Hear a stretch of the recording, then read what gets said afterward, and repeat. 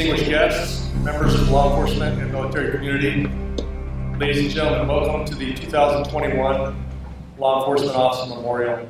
Daniel Frames was abandoned at birth and left on a beach in Korea shortly after his birth. He was raised in a Korean orphanage until he was adopted by an American family. He was raised in the United States and served proudly with the United States Marine Corps and a force recon unit. He was there in 1983 when a terrorist bombing killed well over 200 service members. Following his time in the military, he joined the Orange County Sheriff's Department. In 1989, I graduated with Dan at the Orange County Sheriff's Academy and had the pleasure of working with him for several years before he lateraled over to the Pomona Police Department. Dan survived his tour of duty with the military, but unfortunately, like far too many before him and far too many after him, he did not survive his law enforcement career. Dan's end of watch was May 11, 1996. Dan died protecting his community and the country that he loved. So I thank you for being here today as we honor those who serve, as we remember those who gave their lives in the line of duty, and we support the survivors that they leave behind. So right now I'd ask you all to stand for the posting of the colors by the Montana Highway Patrol Honor Guard, and remain standing for the invocation and the singing of the national anthem.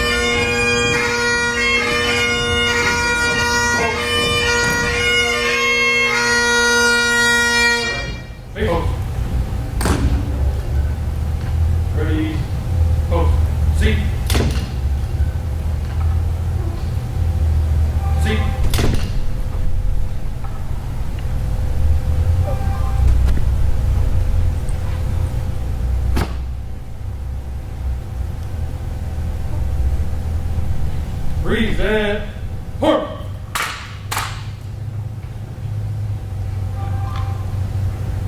Oh, say, can you see by the dawn's early light what so proudly we hailed by the twilight's last gleaming, whose broad stripes and bright stars through the perilous fight. Oh, the ramparts we watched were so gallantly streaming,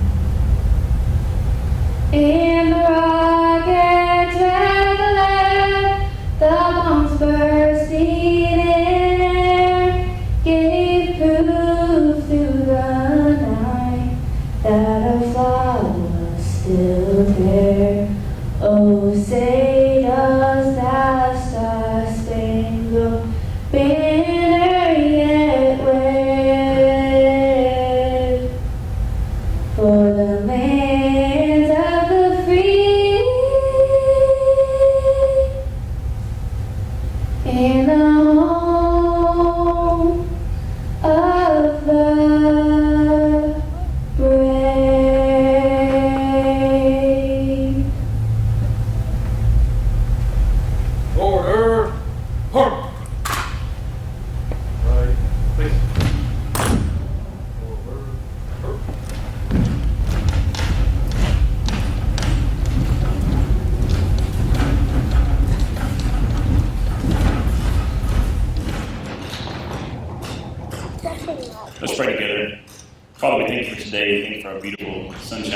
time to gather together to remember those who have paid the ultimate price in their line of duty in serving communities and protecting our cities and highways, that they gave themselves ultimately their own death for the betterment of communities and the protection of us all. Let's pray for their families today. We pray for all law enforcement officers today, that your hand of protection be upon them, that we would rest in you and the shadows of the Almighty, knowing that your hand is upon us. So we just pray for all officers that are on the streets today, all those that are going to continue to protect our communities, provide services. Pray for the families, that you strengthen them, for all the things that law enforcement families juggle and handle. We just pray for the impact of what they see and hear and smell every day, the officers, that you would continue to uphold them. Just think of our time together for us all to be able to join together. Bless all these agencies, all the leadership, all those who have given themselves to this career. We just pray that today would be an encouragement, but also just a humbling experience to know that those who've gone before us that have given their whole lives for this, for the sake of the community, you would honor them and bless them. And we pray this in your name. Amen. Okay, thank you. You may be seated. Thank you, Bella. That was beautiful. Bella's in 8th grade, the daughter of Sergeant Sean Keller. Thank you, Drew. He serves with Braveheart Chaplain Ministries, serving all first responders in the Valley, and has counseled countless members of the community also who are struggling with grief following the loss of loved ones. And also Mark on the bagpipes. His son serves in Clackamas County, Oregon. So we've got a great group here today. The first speaker today, I definitely need my notes for. Wouldn't have the time to highlight all of his accomplishments, so I'll just briefly mention a few. In 1954, at the age of 25, he was the youngest tribal member ever elected to tribal council, and at least of 2016, held public office for 56 years, which is longer than any other elected official in Montana history. He has served as president of the National Congress of American Indians, was appointed as honorary lifetime chief of the Blackfeet Nation, was awarded the Jeanette Rankin Civil Liberties Award, was inducted into the Montana Indian Hall of Fame, holds an honorary doctorate from the University of Montana. He was instrumental in establishing the Blackfeet Reservation's first modern hospital and has spent a lifetime working for the betterment of his people. He's interacted with every U.S. president since Harry Truman, has met the British royal family, the Canadian Prime Minister, and has had high tea with the Shah of Iran. He is here to honor those who have made the ultimate sacrifice, to honor their families, and to share with us today. So please welcome with me Chief Earl Oldperson.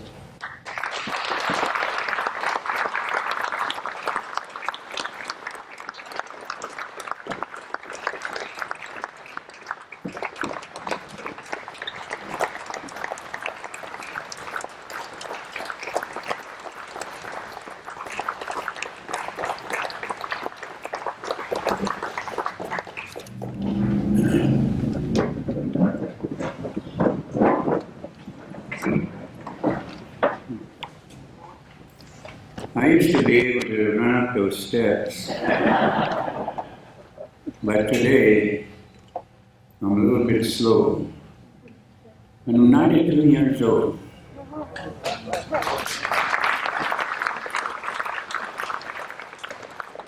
I have attended these ceremonies for many times, and it is always good to see people, to remember, to acknowledge those individuals that do the kinds of things to help protect the things that we see, places where we're at, most of all the people of this great nation. I was part of my family was part of the law enforcement. My father was a judge, Bureau of Indian Affairs on the Blackfeet Nation. In the late 30s, early 40s. He didn't speak English. He didn't understand it. But yet he had a mind that he used. He had a mind that he could see right from wrong. He had a mind to try to protect. He had a mind not to try to discourage, but encourage. Sometimes we forget that there are people that care. We have police officers. My grandson is a police officer. They're not out there to do the kinds of things to hurt people. When I went to school, grade school, there's two things that we were scared of. Whenever they mentioned those two things, we used to run out of the school. That was a doctor and the police. We ran into the bushes. Because whenever you're trying to scare somebody, you say, I'm going to tell the police. And we know that doctors try to do something to hurt you. So we experience a lot of things. We had a police officer on the Blackfeet Nation at the Art Butte area. He never took hardly anyone that he arrested. He didn't take them to the jail. He took them home. He talked with them while he was with them. And that gave him the chance not to go lock them up, but take them home. He was a well-known individual. He served on a tribal council with me. And sometimes you might ask somebody on the Blackfeet Nation. His name was John Taxi. He was kind of elderly. But I'm just bringing this out because we had all kinds of experiences of how our police performed, the kind of things that they tried to do to help, to protect. And so today, when we gather the way we are doing, people that's really for this kind of gathering, that's an encouragement, uplifting for them. Comfort is very hard to do, but there's other ways you can take the place of it to help you. We were not just going on talking, but we were asked to sing the flag song. I was telling one of the officers and my grandson out here, we're no stranger to Kalispell. That hospital up here, there was no hospital. Back in the 40s, early 50s, was nothing but potato patch. My people used to come and pick potatoes in the Falkner. South of here, south of the town, another big potato patch. That's where our people used to be taken to. They liked it. They enjoyed it. So they were around here, being part of this community. Whenever we honor someone, it comes from here, the heart. Today, those that we are honoring, remember, we care. Just like you care. Remember, we want you to be able to do the kinds of things that you're going to be proud of. We're proud people, all of us, not just certain kinds of people. We're all proud. We have a portion of pride a portion of faith. We need these things. We're going to go a long way. So the song that we are going to sing, we're going to sing the flag song. We use this song to honor those who are to be honored, especially the veterans when they came home from World War II.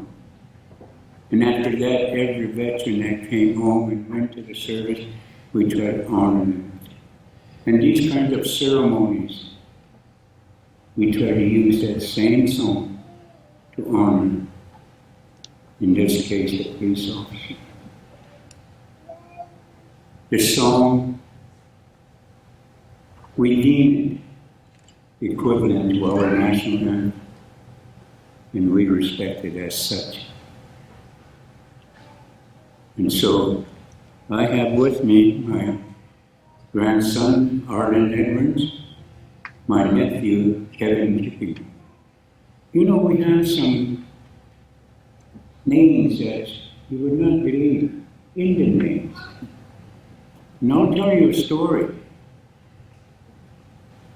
Before they legalized liquor on a reservation, they used to have to come to off of the reservation called Dusty's, which was they got their drinks, or they went to Cutbank. This one time, just like our name's Old Person, we would have a name Old Person, Kicking Woman. But this one time, these people, 4 individuals, they went to Dusty's to get a few drinks. After hours, they went home. And when they went east of East Glacier Park, they parked on the road. The highway patrol come by. Naturally, the highway patrol's going, it's after hours, I wonder what's going on. So, he went to the car. He told him, hello, what are you both doing? He flashed a light on the man on the other side of the driver.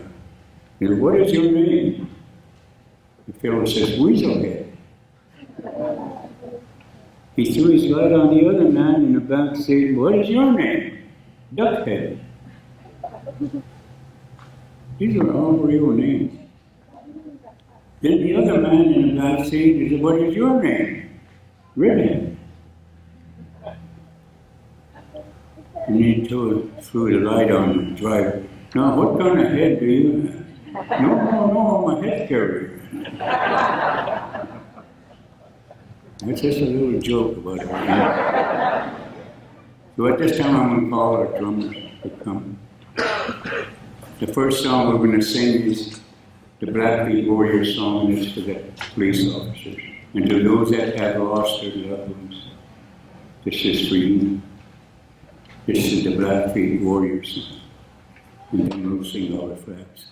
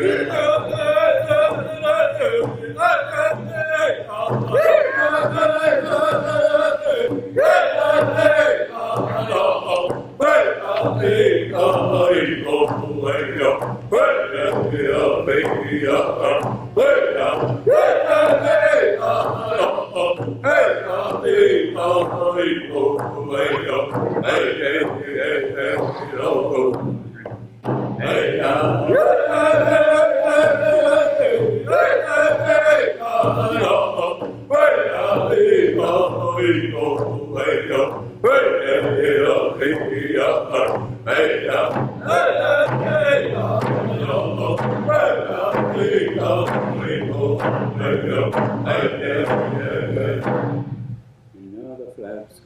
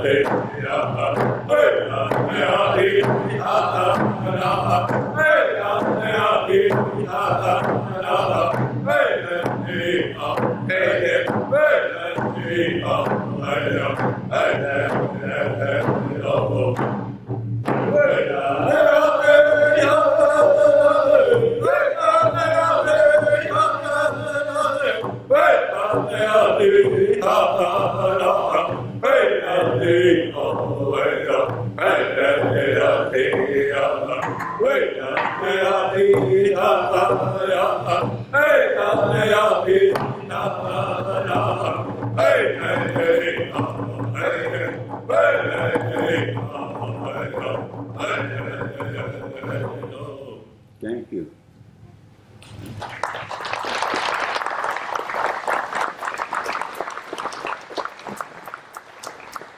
All right, thank you very much for that. Next up, we've got Mayor Mark Johnson.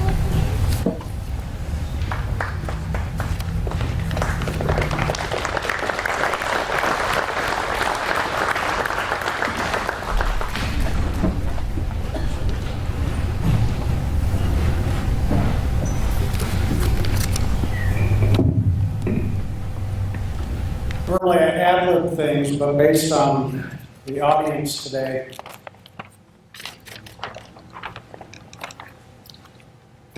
thought it was worth my time to write a few words down. I don't want to screw this up. It's my privilege to welcome all of you today to Kalispell, Montana, the host of this year's Peace Officer Memorial Day. I have to admit, as mayor, the role I enjoy the most is pinning our new officers with their permanent badges. At every ceremony in front of the council, I tell each one of the new officers to be safe and that their number one priority is to return home after each and every shift to their family. Unfortunately, the reason we're here today is because that just doesn't happen. As we gather to honor those 143 law enforcement officers who have lost their lives in the line of duty, I would ask that we remember them for the heroes that they were and the inspiration they are to our current and future law enforcement officers. The families of those who have fallen have lost so much, that we also honor them for their sacrifices. Let us remember that the loved ones left behind always wonder what would have been. Major family milestones have been experienced without their loved ones, sons and daughters not seeing graduation, marriages, and the joy of grandchildren. and being by the sides of their parents as they depart this earth. Those are things that are lost forever to those law enforcement officers. As a community, Montana has long honored our law enforcement officers. We've been fortunate to witness the service they have provided, but most of us will never know who they were deep down. The strong commitment to public service they all possessed, the desire to help and the sacrifice to aid our fellow citizens is not seen, especially in today's world where the press only highlights the bad. Instead, what I want to do is take a second to reflect on a number. That number is 143. That is a large number for our state and for the communities that we live in. But that number pales in comparison to a number for the families that have for the families of the fallen who are here today. And that number is 1. It's the number of the most important person in their lives who will not walk in the front door after their shift,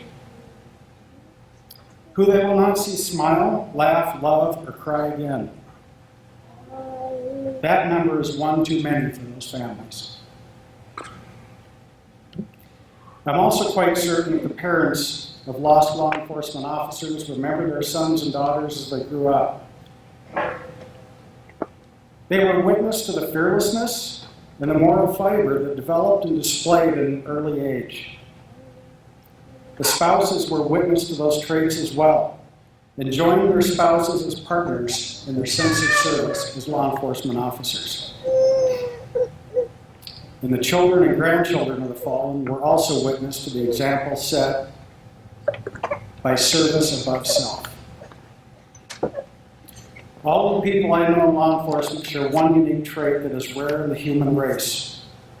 When danger presents itself, these individuals all turn and face and approach that danger. When many of us want to run, they do not. And as we have seen, 143 have lost that battle. So as we remember the 143 souls who have been lost, I would like us all to thank their families for the ultimate sacrifice they have suffered. Remember those who have fallen and honor them for their sacrifice. And remember that all of our past and present law enforcement officers are our neighbors, our friends, who will without question give us everything of themselves just to serve us and our communities. For that, they have my eternal respect and honor. It is my honor to have this group in Kalispell, Montana today. Thank you.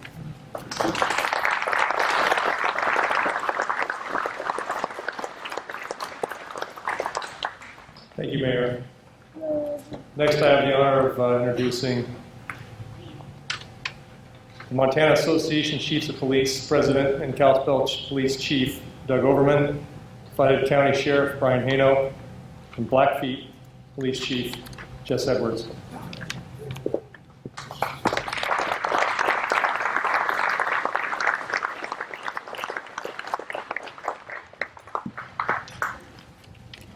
Thank you so much for this is, I'm usually not nervous talking to big crowds, but it's just that important that what you say conveys almost the impossible. So again, thank you for attending. Something else I should note is it's a supreme honor to be able to host this event. However, it is also a lot of work, and I just want to thank my staff and local businesses and the volunteers, especially Captain Tim Falkner, who will receive much of the credit for pulling today off in the fantastic fashion it is. So thank you, Tim.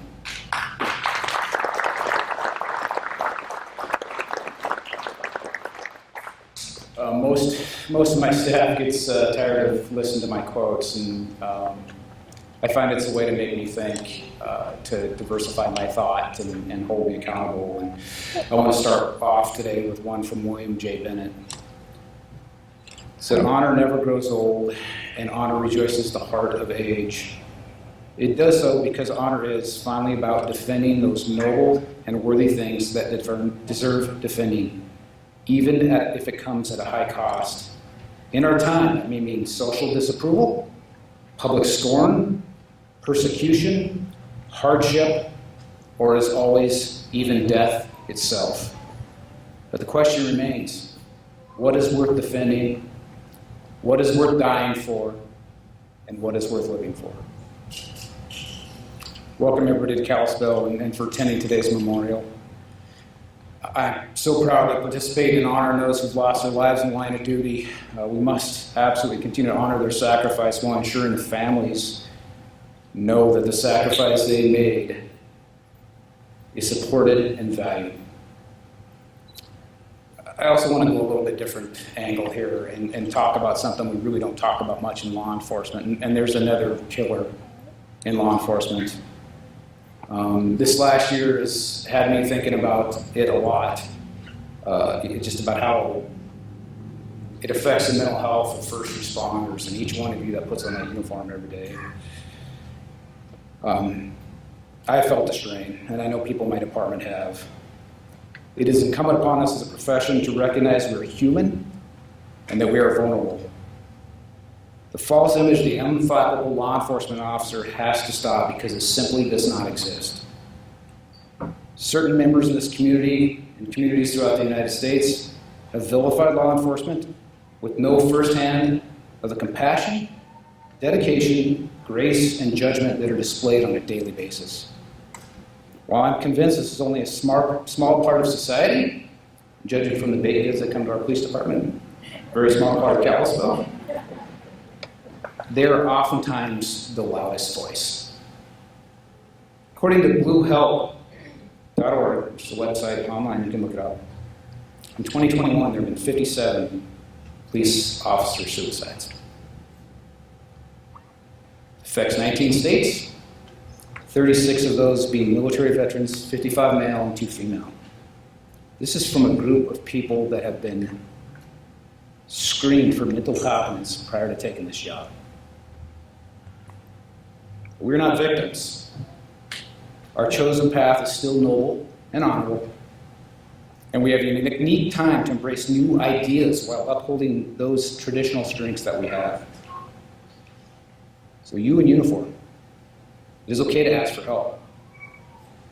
If you or your loved one is struggling, please take the time to reach out. I don't care if you work for me or not. If you serve in uniform, you call the Kalispell Police Department, I will help in any way I can. Leaders, if someone is struggling, take the time to listen and act. The career of law enforcement is not filled with normal human experiences. It is my hope and prayer each one of you come to work each day to fulfill your mission and make a difference in your community. Even more than that, my prayer is you return safely to your families each day as a whole and healthy human being, that one day when this career is over and behind you, you look back at it with pride. And I'll close just simply with a piece of scripture that was really powerful to me in the last year, and looked at many times when doubt crept in and stress hit. And it's from Isaiah 6:8. Then I heard the voice of the Lord saying, "Whom shall I send, and who will go for us?" And I said, "Here I am, send me." Thank you.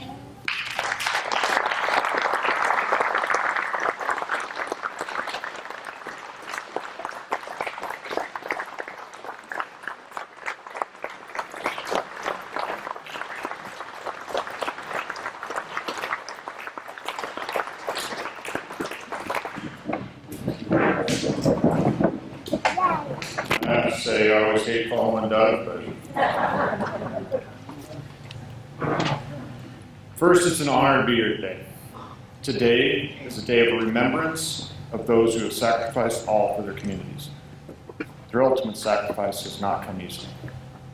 They leave loved ones, children, family, and friends behind. They leave us with asking why. Why were they chosen by God? Why must our heroes be taken from us? I find peace in one thing. That is, God needed them more than us.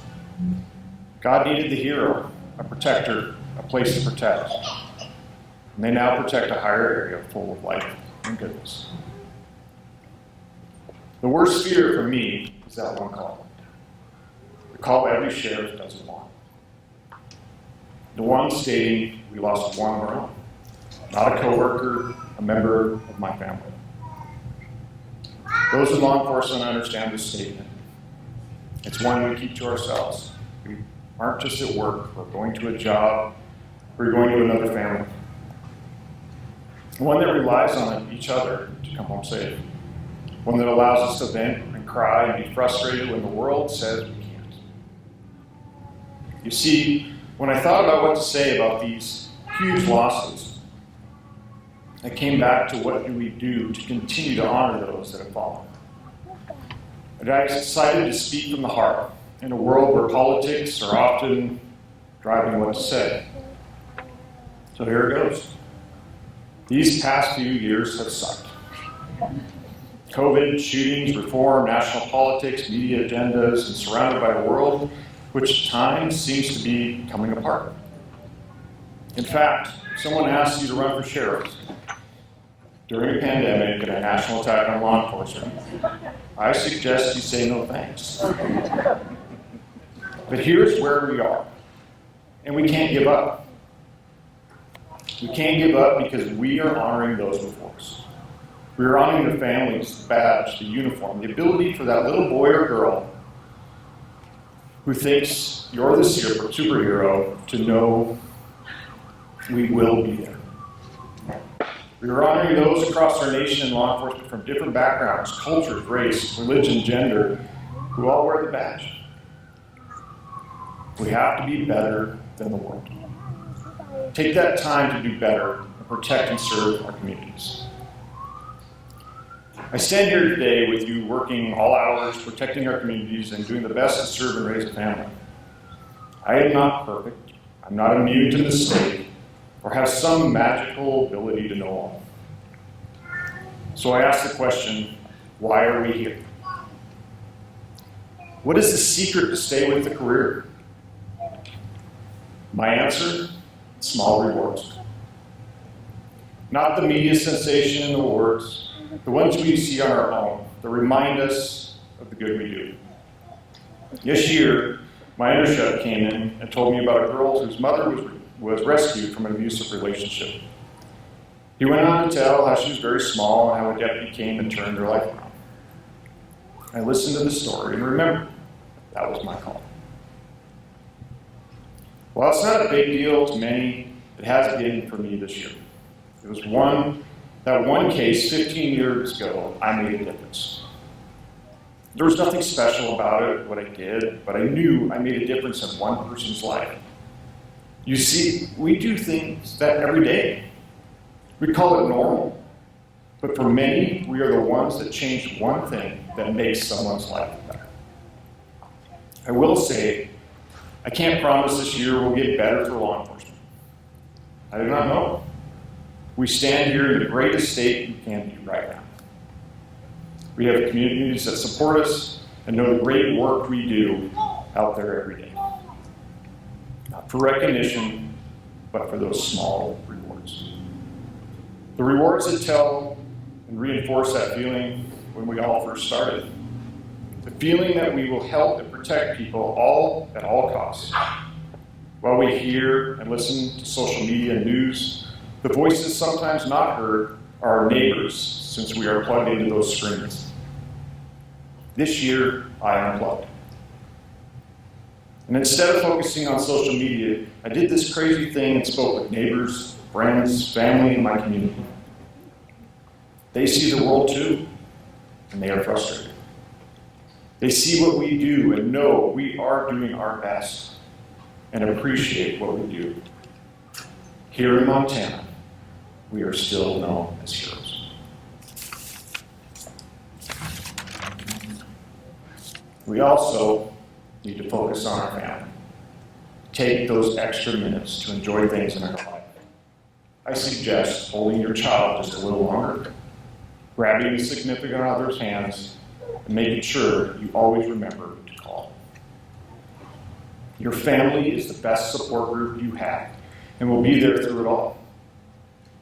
I also want you to know you have another family, one that wears the uniform. When those bad days happen, we are here for you, and I'm here for you. This isn't an idle statement. This is one where we stand shoulder to shoulder and take on the demons that some of us face.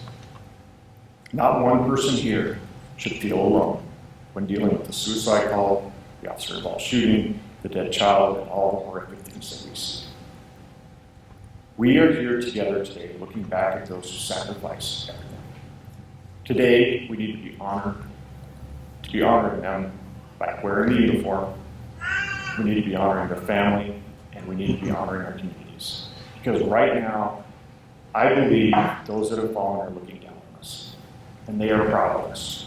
They are proud of their families and want us to continue to do the things we do every day, knowing that we are destined to be there when needed.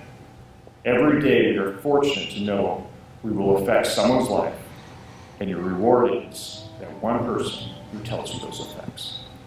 So in closing, remember the small things. Thank you.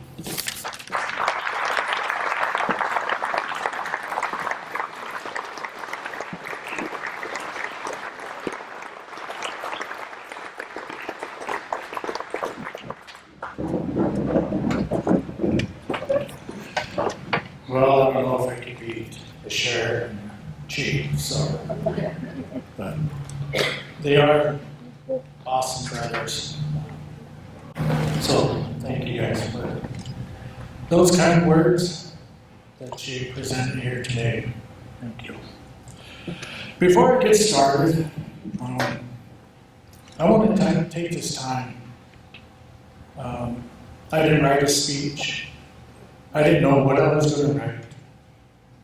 But speaking with my family members, today I'm going to speak within my heart and what I believe as a Blackfeet law enforcement chief of police for our tribe.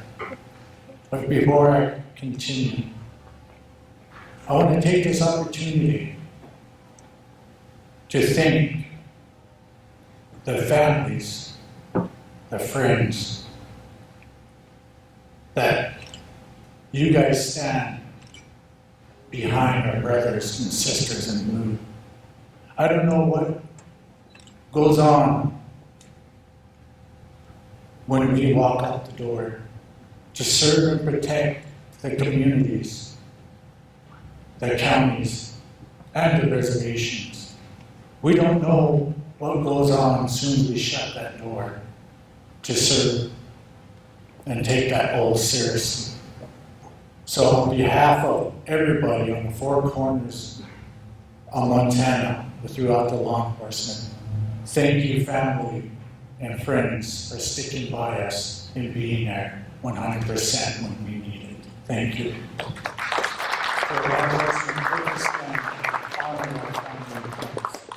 Stand up and let them know that you guys are here to support the family.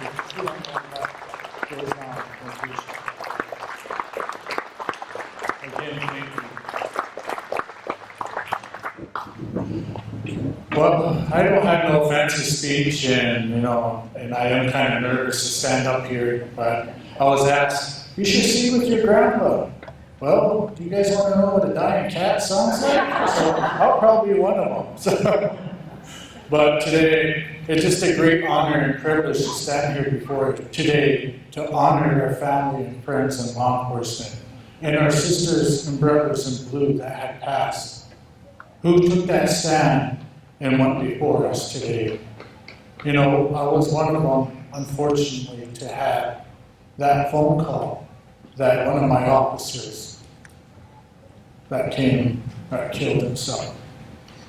That impact that it had on my department, it almost brought me to my knees.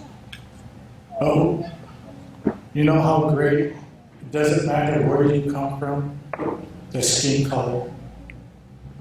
If I could express and show the texts, the phone calls, that throughout Montana, these departments reached out and stood by us. And throughout these other departments that go through, the love, the encouraging words that we have for one another. You know, today we live in trying times with law enforcement, but luckily we live in Montana that we still back our departments.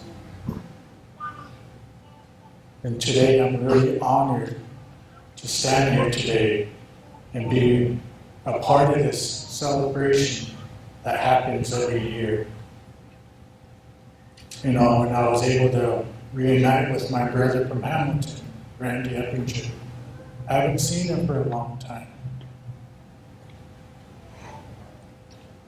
But as we keep growing, my brothers and sisters in law enforcement, I want to encourage you. I want to keep this short and sweet, because boy, am I sweating under this. Let's just keep encouraging one another. Keep moving. If someone needs a helping hand, reach out. Reach out to our departments, our families. And let's be there. Continue being together, where we can continue gathering like this. It's good to see everybody here. And when I did need help when our missing persons 3 weeks ago. The law enforcement throughout Montana gave a helping hand, and that's what we're here today. That's why we wear this badge. Every time we put it on, I'm reminded that I'm here to serve you guys. And along with my family and law enforcement, I think we do the same. And we don't do it for the pay, we all know that. But we're here to do it to serve and protect our other families out there. But today, I want to thank every one of you guys for being here. And the ones who put this on, allowing to share our history, the Black youth culture, and having me a part of this celebration. I think the sheriff and the chief said it all, but I can't beat them, so I'm going to keep it short and sweet. Again, thank you, brothers and sisters, family members, for making this possible and being there for us. Thank you.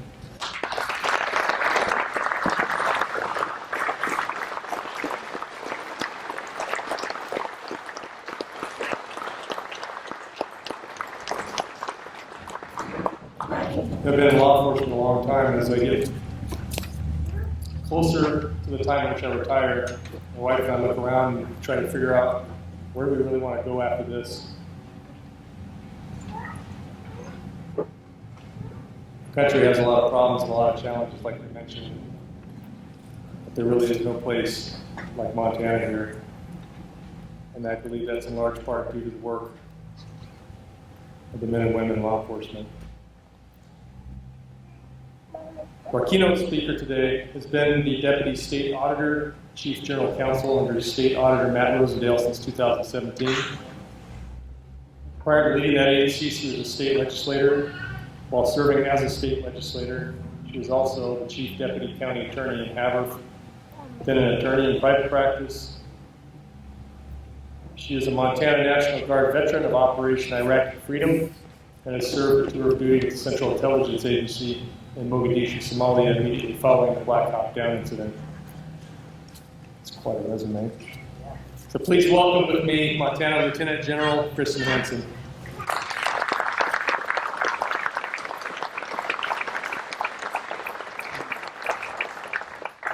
Good afternoon, everyone. I'm here to give you the sixth keynote speech of the day, apparently.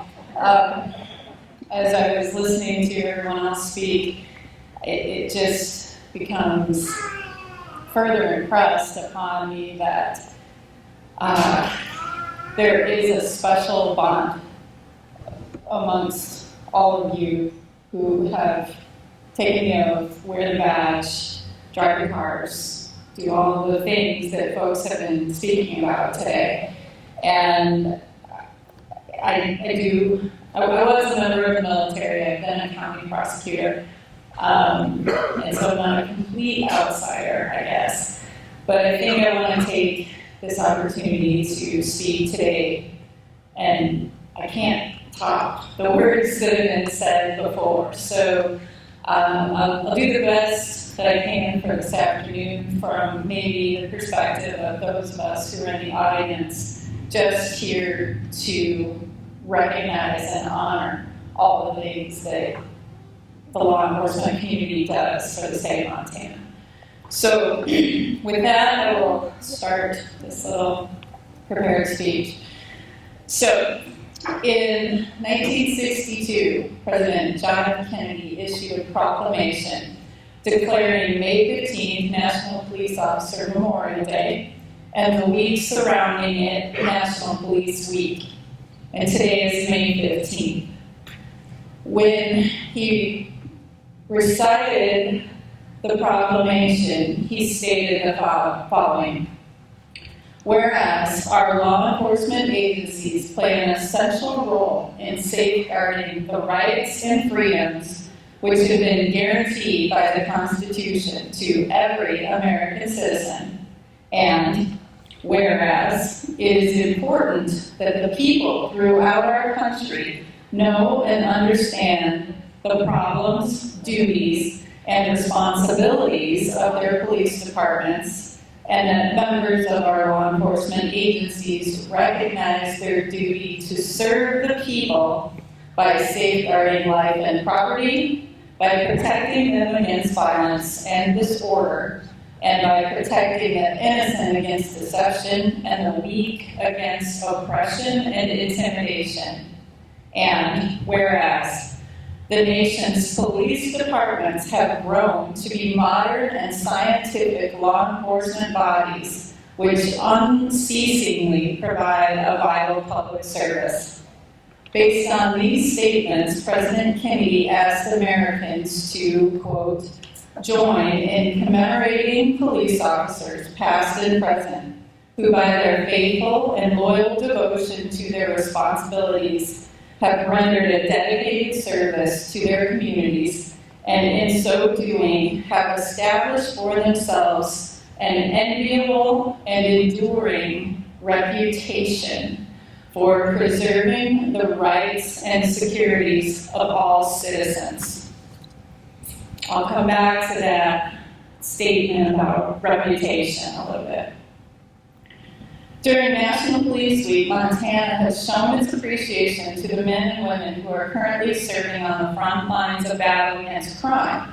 Police officers, sheriff deputies, detectives, criminal investigators, tribal police, highway patrol troopers, FBI agents, and all the rest.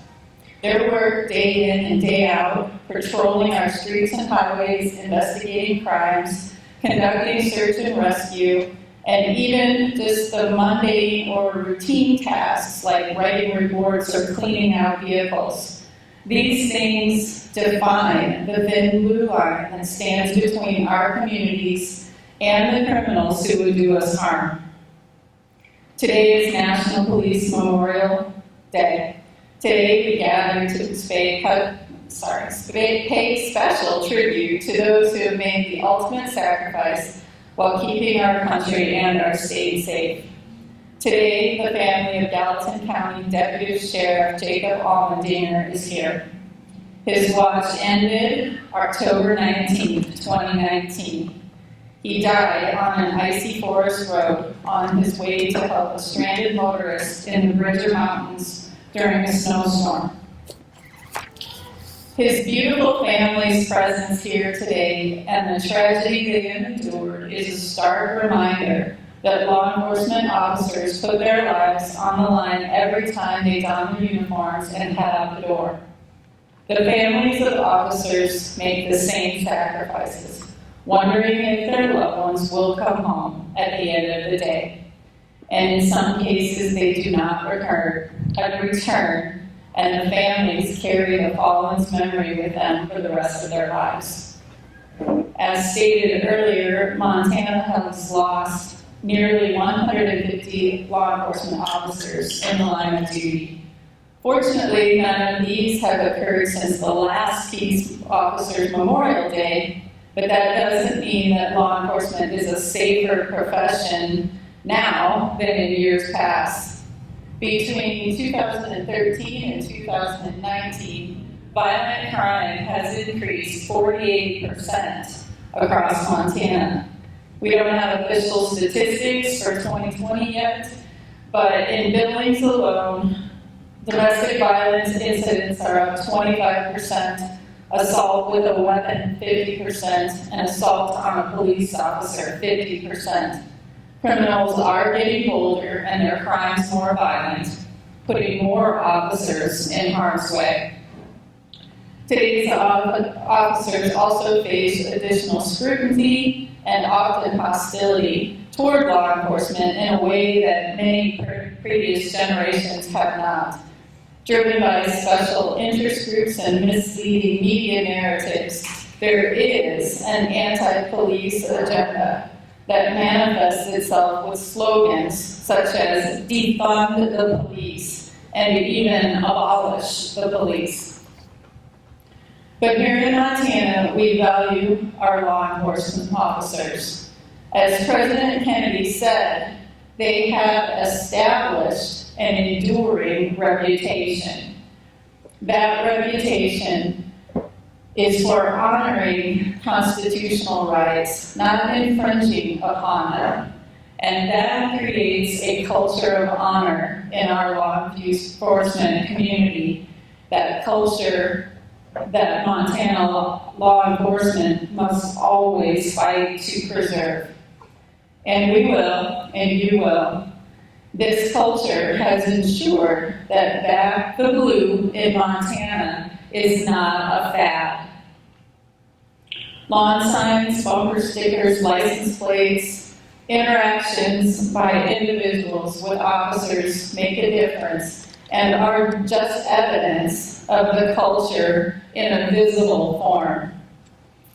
In the face of this hostile national climate, many other states are facing officer shortages due to early retirements, medical leave from mental burnout, and some officers just deciding to leave the profession altogether. Montana, however, is becoming a destination for law enforcement professionals who want to continue their careers in a place where the citizens support them. Because law enforcement respects the people respect law enforcement. Last summer, the Helena City Commission voted to cut $300,000 from the Helena Police Department budget because of the ridiculous notion that armed school resource officers create a hostile environment in a school. The outcry from the public was overwhelming. Back the Blue bumper stickers and yard signs popped up everywhere in Helena. The commissioners ultimately backed down, but months later, I still see the signs probably hanging on fences, posted in yards, displayed in shop windows, everywhere. Every day when I drive to work, and again today as we saw along the parade route, same thing. I can't stress enough how important this type of support is. Grassroots faith in law enforcement improves our public safety by helping both the Department of Justice and most of our local departments recruit and retain law enforcement officers. At the DOJ, we often hear candidates say they visit Montana because they were considering moving here, and now that they've visited, they know they want to be here because our citizens are thankful for law enforcement. The Highway Patrol has 5 troopers coming from agencies in other states set to be sworn in next month. They each specifically said that they didn't like what they were seeing in their previous home states and wanted to be somewhere where the public supported them. One trooper who joined us recently told us it took him some time to get used to people thanking him for his service. I'm sure that other agencies in Montana are seeing the same positive trend. Montanans do have the back of our law enforcement officers, again, because we know they have ours. At DOJ, we are putting the focus of the Attorney General's office where it belongs, taking care of Montana families and communities. Public safety is the #1 priority for the Department of Justice. We are exploring ways right now to move more resources, some of that have been stuck in Helena for a long time, out to the hands of local first responders and law enforcement. And as the state's top legal office, we are aggressively prosecuting criminals and working to get the drug crisis under control. We are grateful for your support of that mission. When establishing this special week and day, John F. Kennedy also wrote, "It is fitting and proper that we express our gratitude for the dedicated service and courageous deeds of law enforcement officers and for the contributions they have made to the security and well-being of our people. It is fitting and proper. I am constantly inspired by the extraordinary courage and dedication with which members of law enforcement act each day, putting their lives in harm's way to make our community safe. I was a county prosecutor in Havre for 3 years. I saw these faithful servants at work every day, every single day. I want to tell just one little story. A lot of times the focus of law enforcement efforts and what is in the public eye are the violent crimes or high-speed chases or the really dangerous acts that our officers have to respond to regularly.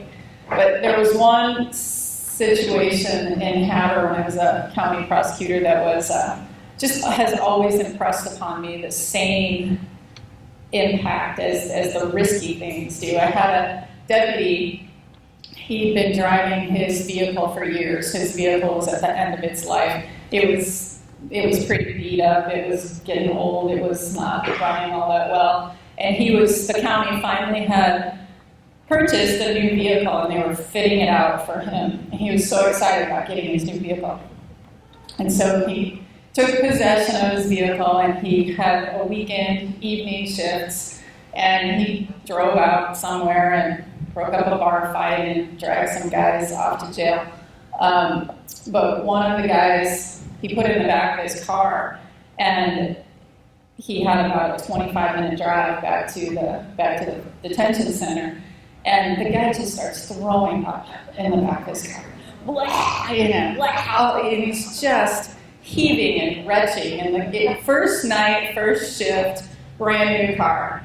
And the deputy drives him to the station, books him, and then takes the car out to the garage attached to the detention center and has to spend the next hour and a half cleaning the vomit out of his brand new car. And that was just as impactful to me as some of the higher, more visible, I guess, activities that our folks have to experience all the time. That there's no glamour in cleaning out somebody else's puke from the back of your vehicle, And so I'd like to tell that story because it's another look, it's a different look, and to me it was very impressionable. It made an impact on all of the aspects of a law enforcement officer's job and duties. So I conclude this by saying, through their deeds, great and small, and that cleaning out the back of the car might seem small. But it's necessary and it's important, and it is an indication of the dedication to the job. Montana law enforcement officers are heroes every day. Your presence here today sends that message again loud and clear, that as Montanans, they're supported, they're valued, and we will always support them. On behalf of the Department of Justice and the state of Montana, you have our unwavering support and our eternal gratitude. God bless you, God bless law enforcement, and God bless Montana.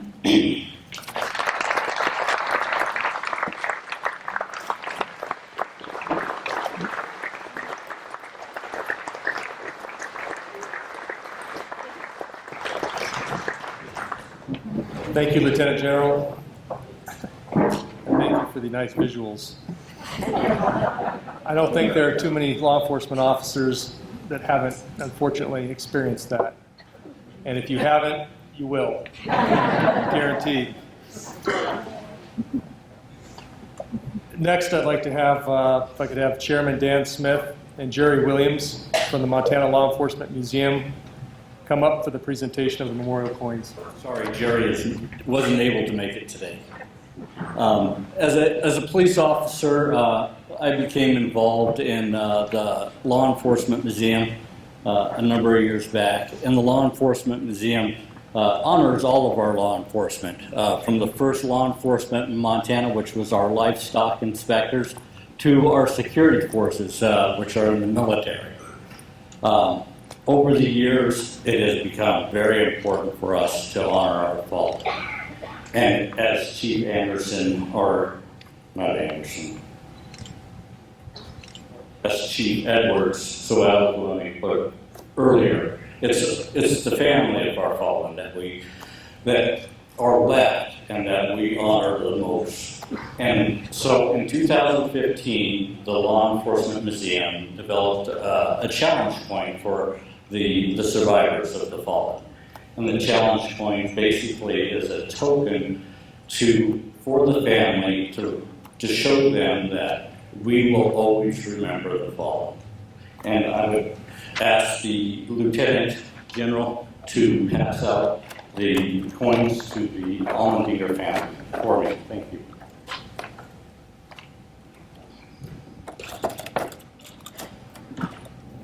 This is in dedication to all the fallen officers over the window.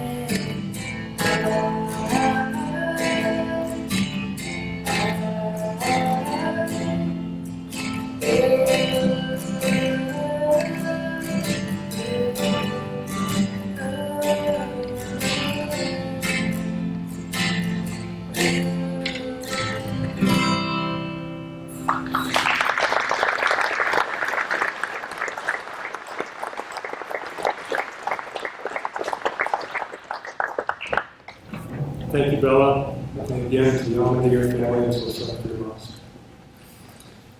The next person I have the honor of introducing is a very special woman, a survivor who lost her son in the line of duty October 22nd, 2006. Following the loss of her son, she became involved in a national level in COPS, which is concerned with police survivors. A few years ago, she was involved in establishing a Montana chapter. She currently serves as the Montana COPS treasurer and serves on the Montana COPS, National COPS board. She's here to share about the work COPS does to support survivors, law enforcement, and local communities. Please join me in welcoming Ms. Joyce Kramer.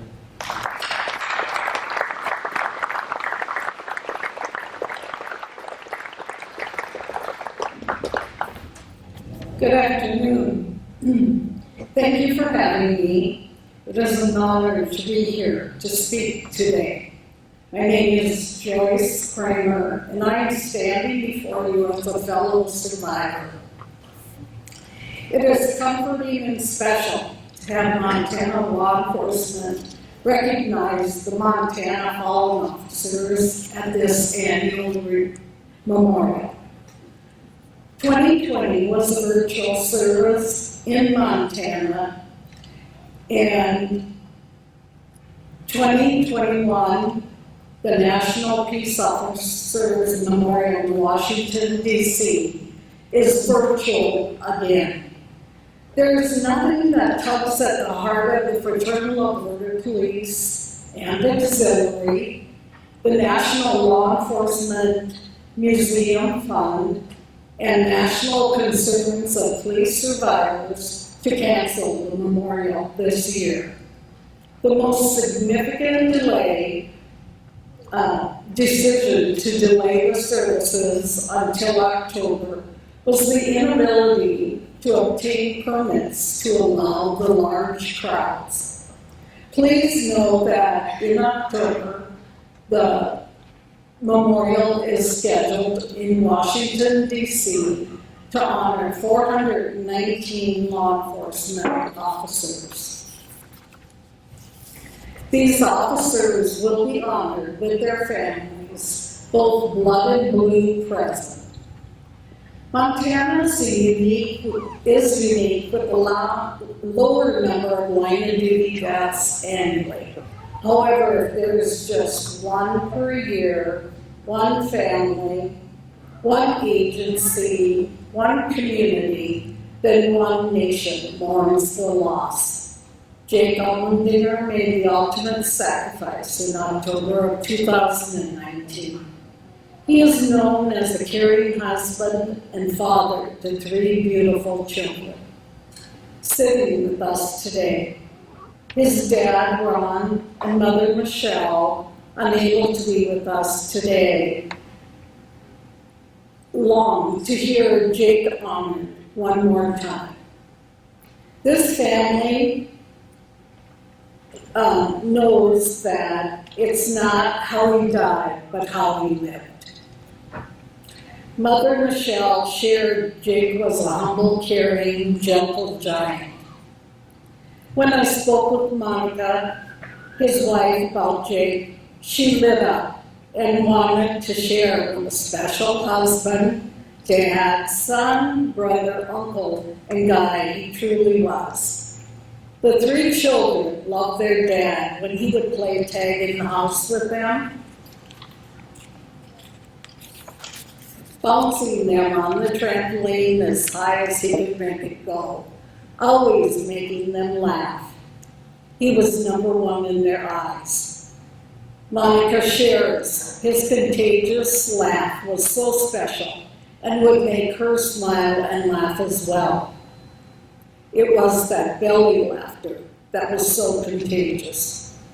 Plus, this shy guy had a passion for music, but would dance without much encouragement. He quickly took his girls, nieces, and nephews to the dance floor to teach them the steps to the Cupid Shuffle. What a great guy. He would deny dancing on the ice with his brothers at the hockey practice. This is a guy who was a loyal man of integrity to do what was right. In the first few rows, here sit other Montana surviving families. Each can be identified with a blue ribbon pinned to their shirt. Each family aching to hear that voice, see the smiles, get an extra hug that will never be. One of the reasons I stand before you is to let you know our survivors are cared for by concerns of police survivors. This organization is about rebuilding shattered lives. I became a survivor on October 22, 2006, when my son, West Yellowstone police officer Patrick Kramer, was killed in an automobile crash while responding to an accident. My husband, Denny, and I had our entire life crushed in an instant. It's been almost 15 years since we hugged our only son, since our daughters hung out with their brother, and our sweet granddaughter Alexis gave her daddy goodnight kisses. Alexis was just 2 years old at the time. She's now 17. Through concerns of police survivors, I have been able to not only continue my son's missions of helping others here in Montana, I also serve on the National Board of Trustees, where I can help rebuild shattered lives of law enforcement survivors all across the nation. To my fellow survivors, I encourage you to let cops help you during these most difficult times. The peer support of over 55,000 survivors will prove to you that you are not alone in this journey. To all law enforcement, it has been a tough year. You have been through a lot, but please hear me say you are appreciated, and quite frankly, you are loved. As are your families waiting for you at home each day and night. Law enforcement is not just a profession, it's a calling. Don't ever let the words of a few discourage the support of the majority. If I could go back and change anything, I can't say I would, because it was my son's passion. It was his dream. The heroes we honor here today are no different. It was their passion to serve and protect. Law enforcement has an incredible bond, and the Blue family is vast. These men and women laid down their lives for others. What incredible people for us to have in our lives. My advice to all who are grieving these heroes is to focus on the lives they lived and not how they died. Through this memorial and through you as their survivors, I promise you they will never be forgotten. I read a quote the other day that said, "The legacy of heroes is a memory of a great name and the inheritance of a great example." We, the survivors, are that example. All of you here today are that example. Carrying on the work of our officers in some way, big or small, gives us a platform to forever share our stories and the works of our officers.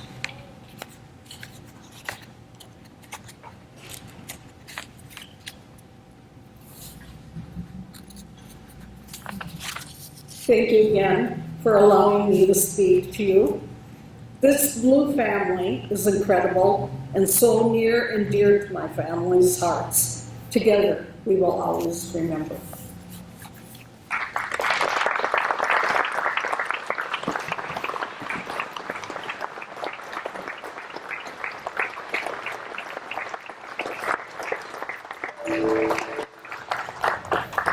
So today we also have a video presentation of our Montana fallen officers.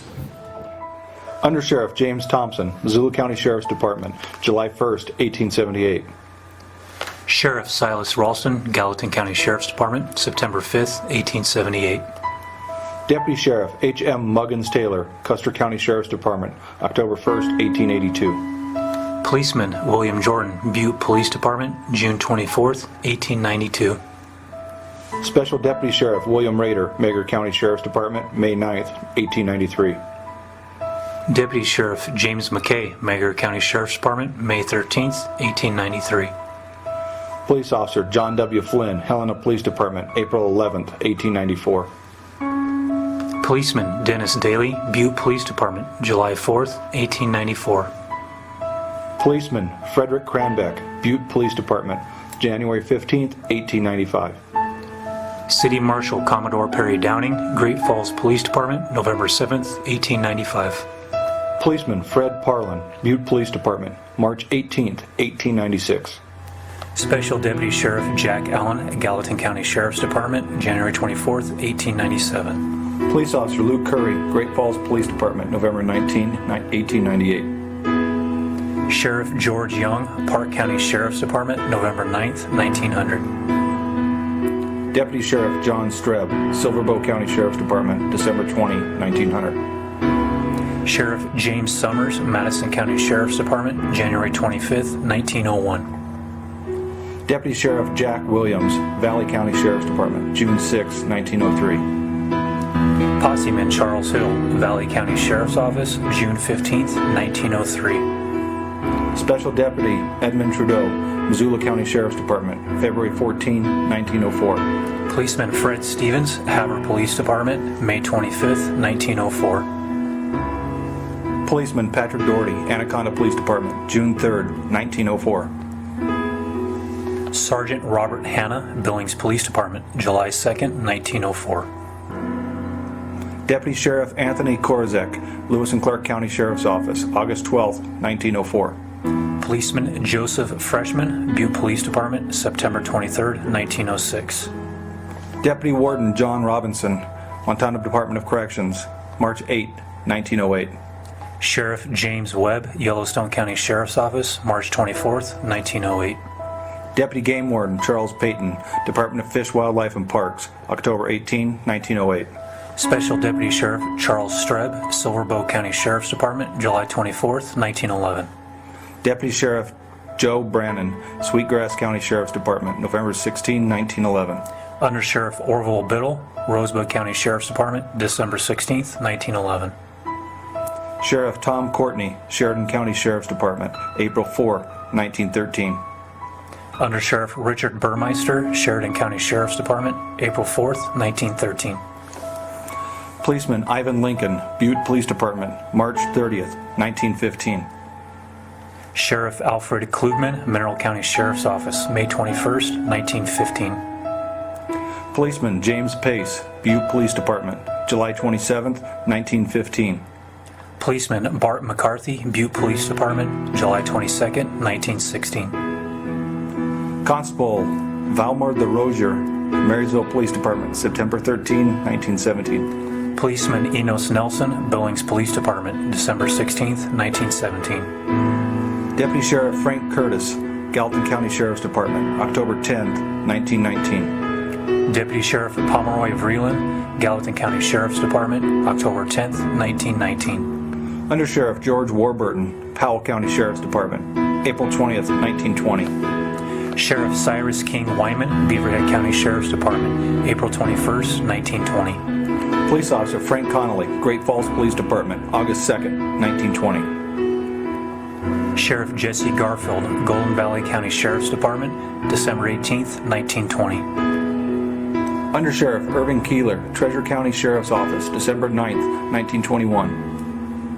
Chief of Police John Ferdinand Bachman, Libby Police Department, April 28th, 1924. Police Officer Charles Wilson, Livingston Police Department, August 20th, 1924. Police Officer Joseph Sage, Butte Police Department, April 8th, 1925. Patrol Officer Frank Draper, Lewistown Police Department, December 1st, 1925.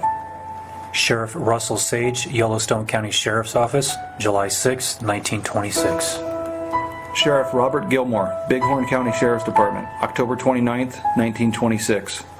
Deputy Sheriff Bat Aragoni, Silver Bow County Sheriff's Department, December 29th, 1927. Chief Deputy Sheriff Herbert Locke, Cascade County Sheriff's Department, December 11th, 1928.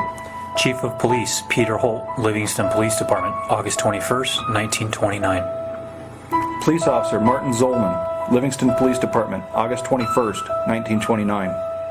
Sheriff Frank Metzel, Madison County Sheriff's Department, October 27th, 1930. Merchant Policeman Alexander Ross, Missoula Police Department, March 17th, 1931. Town Marshal Jacob Knightsing, Columbia Falls Police Department, April 19th, 1931.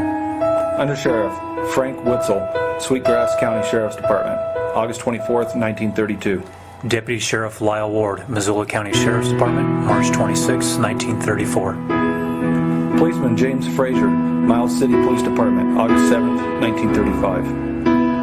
Chief of Police Jeremiah Joseph Murphy, Butte Police Department, September 20th, 1935. Deputy Sheriff Julius B. Olson, Teton County Sheriff's Department, September 30th, 1935. Patrolman Arthur Pettit, Billings Police Department, December 21st, 1935. Chief of Police Ed Tenbrook, Shelby Police Department, December 22nd, 1935.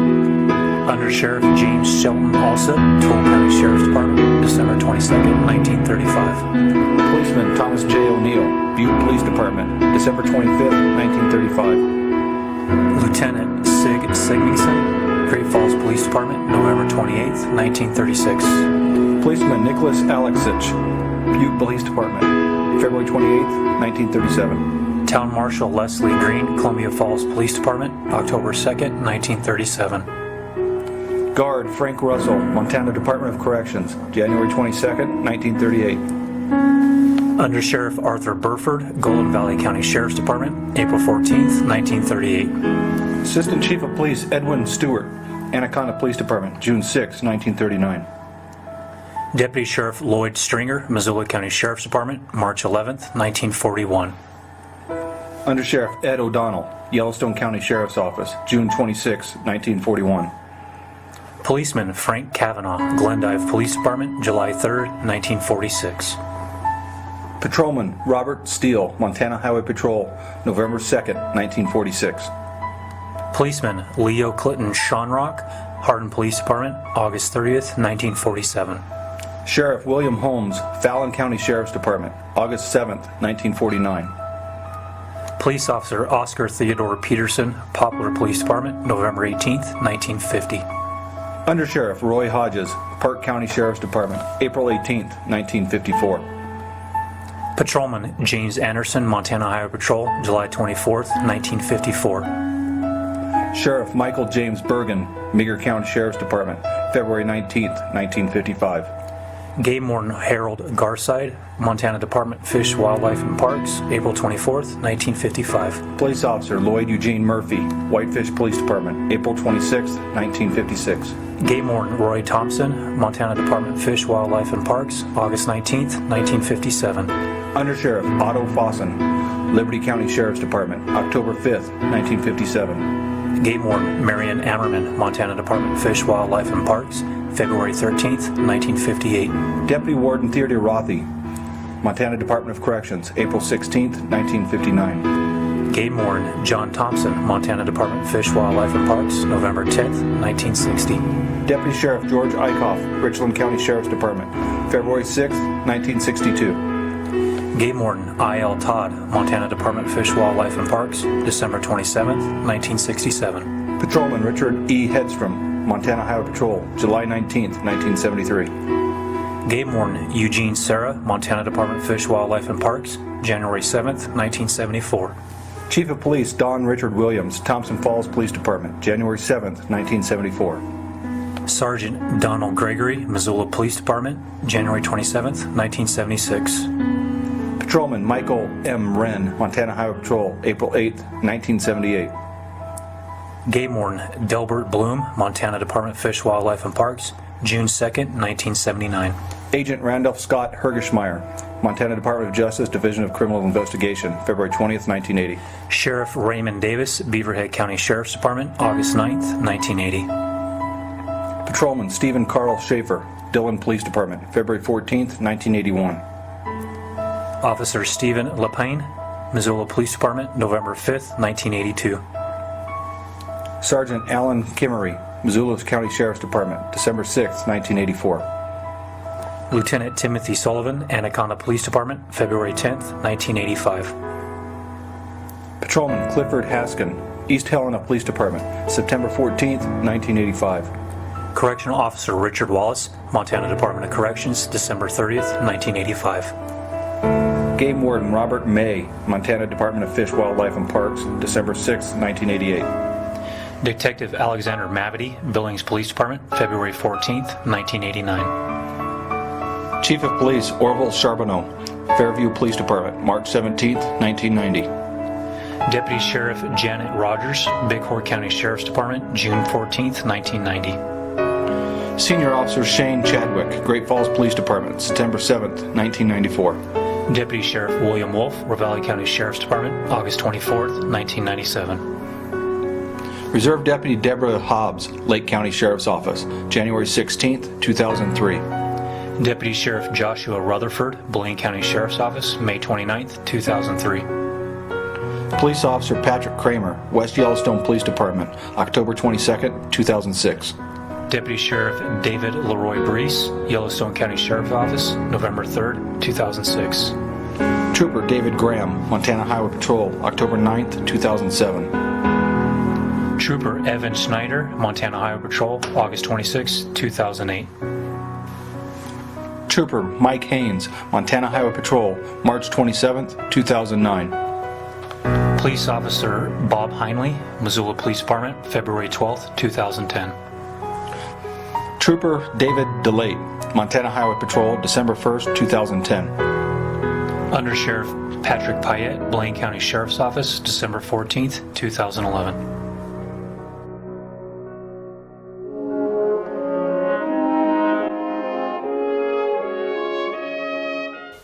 Deputy Sheriff Joseph James Dunn, Cascade County Sheriff's Office, Thursday, August 14th, 2014.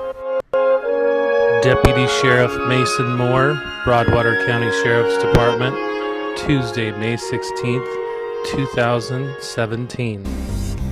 Deputy Sheriff Jacob Almendinger, Gallatin County Sheriff's Office, October 19, 2019.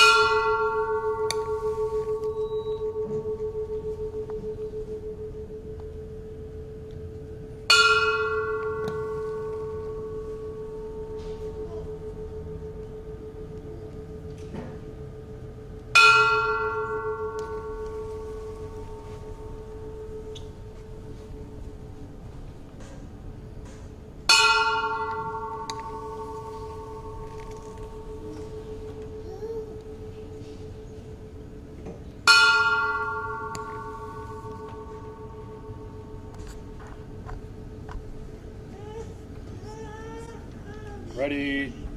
Oh. Left. Peace. Forward. Arch.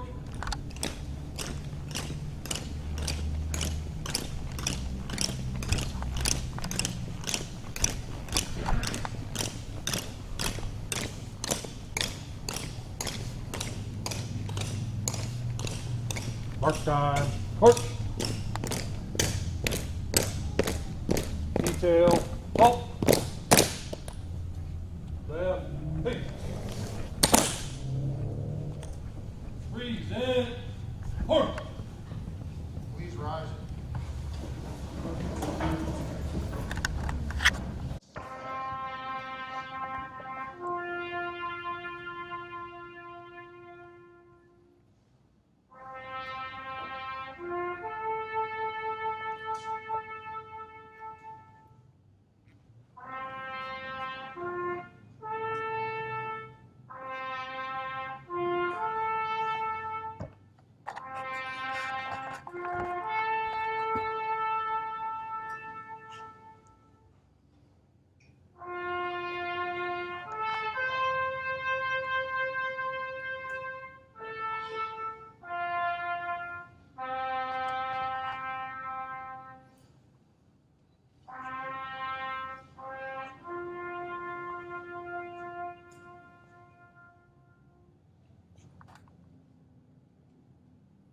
Order. Order. Order. Right. Peace. Order. Order.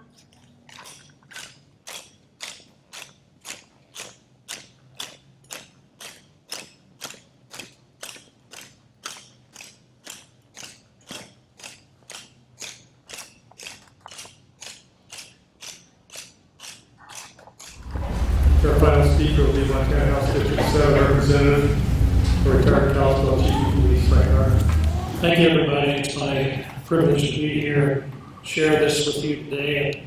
I'm struck before I get into my notes here about two things real quick. First is, I think most of us in this room know the not only the risk, but the sacrifice that goes into this job. And while that's amazing to me that we have as many dedicated men and women that do that job every day, what amazes me more is there is an army of them that know all that and are going to go back out tonight and tomorrow and do the job. And so to begin with, to them, I just want to say thank you for your willingness to do that and to give us this opportunity to be here.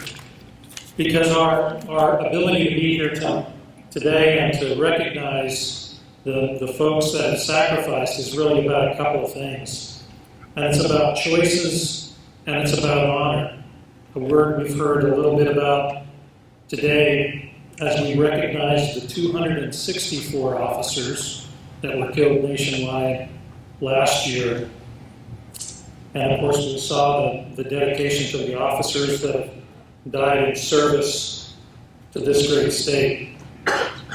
Because you see, this is really, it's about the choices that these people made that put them here today and about how we choose to honor them.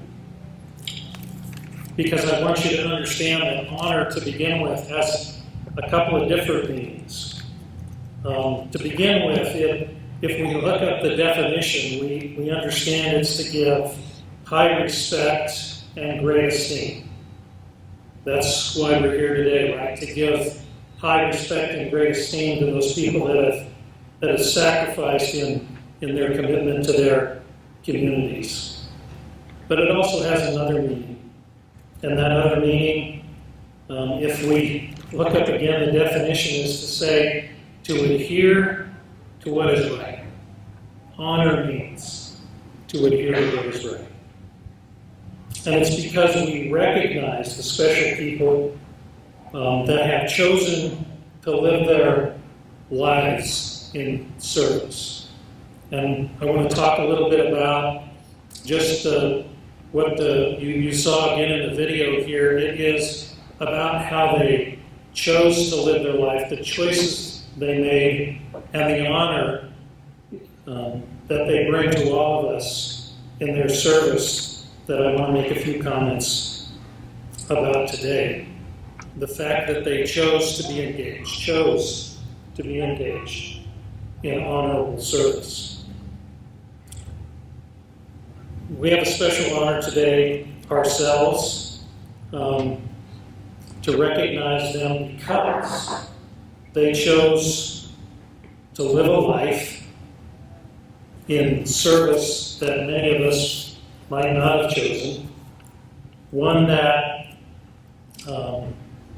on any occasion would not have been welcomed by the individuals with whom they were called to greet. And for those that have been in that, right, it's a choice you make sometimes to go out and serve people that you don't know, who aren't often glad to see you there. And yet you go anyway, right? We honor the service of those people who are willing to do it.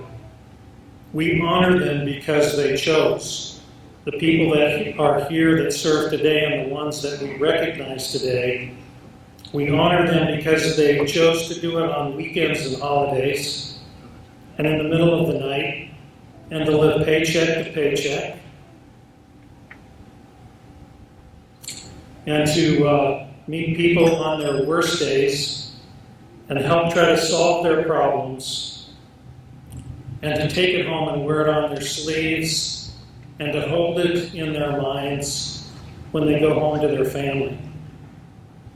To risk their physical and mental health for those people, we honor your service today. You see, because they chose to share their life with the people in their communities, to accept that risk, as did their families. It's a great honor for us to be able to be here today and to thank them not just for how they died, but for how they lived. They chose to share this risk and to give the only life that they had to give for us, many people who they would never meet. They chose to be a school counselor, a social worker, a neighborhood mediator, an addiction counselor, a life coach, to be a protector, and when needed, to be a warrior. They chose to do that. They chose to be part of a volatile, evolving situation where their best efforts were not only expected but demanded. And it is an honor for us to be here today to thank them for making that choice and for recognizing the actions that they took day to day in their service. Actions that were all often viewed through the filters of others who enjoy the privilege of hindsight and time. Things that they didn't often have. They chose this as a matter of honor, a matter of doing what is right, wanting to do what is right. That definition of honor, not to the benefit of themselves, but to the benefit of others.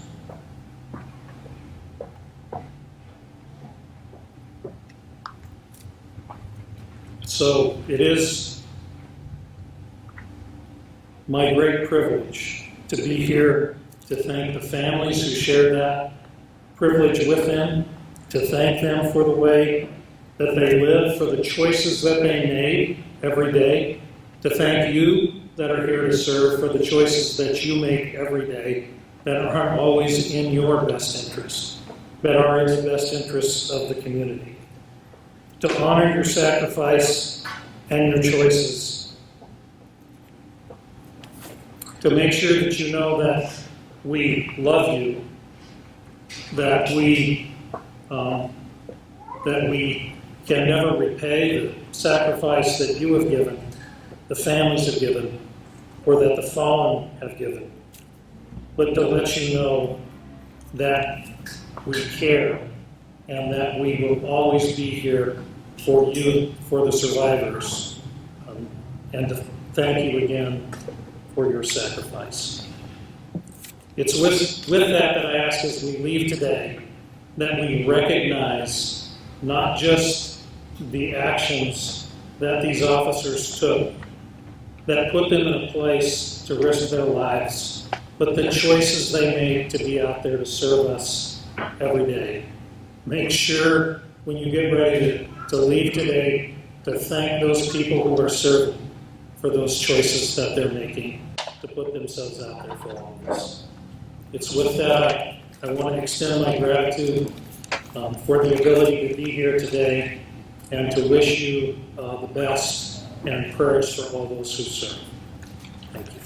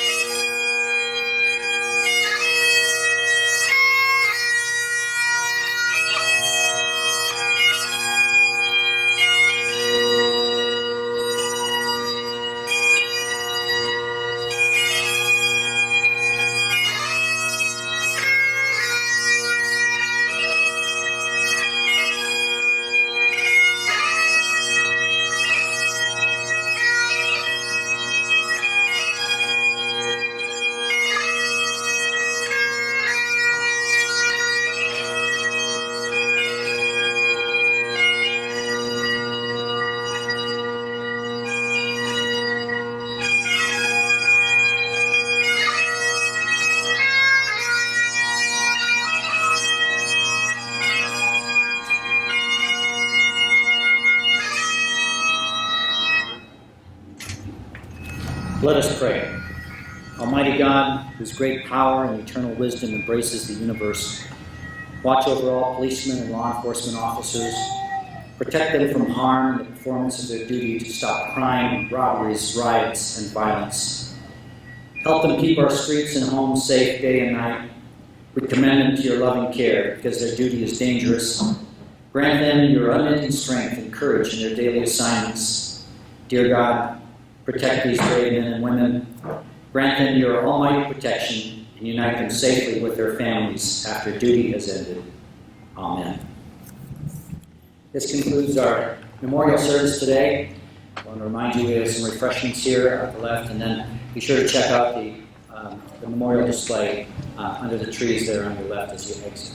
Thank you for coming.